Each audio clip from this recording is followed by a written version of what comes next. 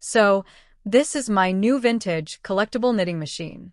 As you can see, it is called Meda, and it appears to be Russian according to the instruction manual that came with it. The one you see here.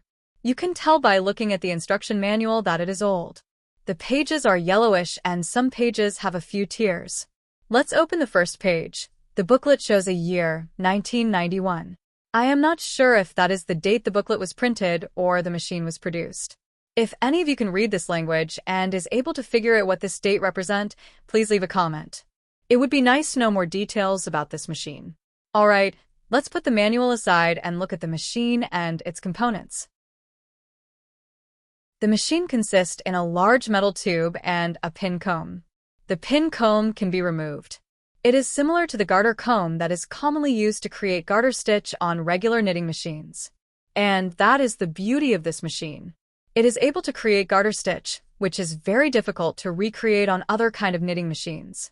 For those who don't know what garter stitch is, it when every row is knitted as opposed to one row knitted and one row purled.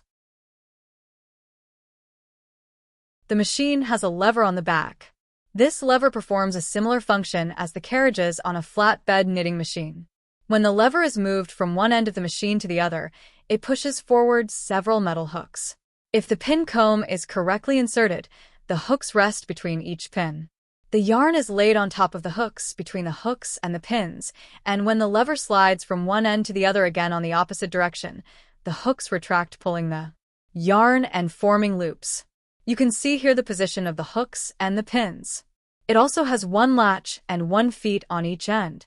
They hold the pin comb in place to avoid any movement that may disrupt the forming of loops. The feet have 2 slots to form different stick sizes. Underneath the machine are 3 metal bars that are held by wing nuts which help hold the comb, so it doesn't get bent in the middle. This is an incredibly ingenious machine. It doesn't have a complex, delicate mechanism that may break. It is easy to use, easy to clean, and easy to store. Its beauty relies on its simplicity. It might not be the fastest knitter, but it is the strongest. It was built to last, and last it did. On my next video, I will demonstrate how this knitting machine actually knits.